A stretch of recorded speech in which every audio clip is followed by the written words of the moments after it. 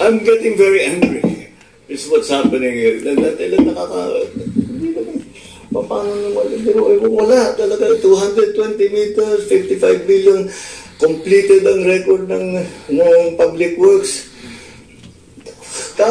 Walang ginawa. Kahit isang araw hindi nagtrabaho. Wala kang makita. Puntahan nyo, wala kayong makita kahit na ano. Tuloy-tuloy ang pagbaha doon sa kabila. So, yes.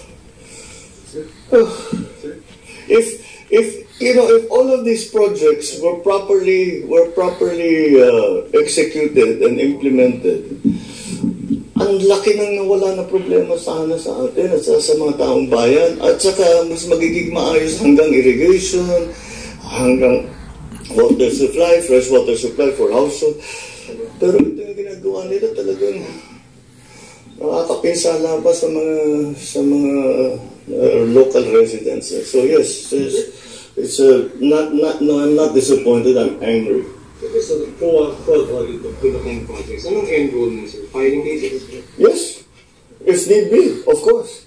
As I said, ang trato namin with all of this, siyempre marami na. For example, falsification na ito. Yung ganito, dahil nag-report sila na completed. Hindi, kitang-kita naman na hindi completed. So immediately, that's a falsification. So that's already very big violation. And for the big ones, talagang I'm thinking very hard to pipilahan natin sila na economic sabotage. Because economic sabotage is very clearly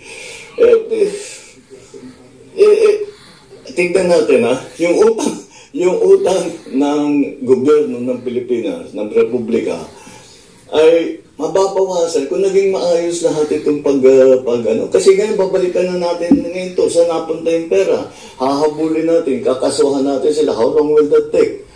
Hindi ba? In the meantime, we have to actually still build the flood control project. So nationwide yung filing? I'm sorry? Nationwide po yung filing ng cases of AP? Well, no, it depends on what our findings will be.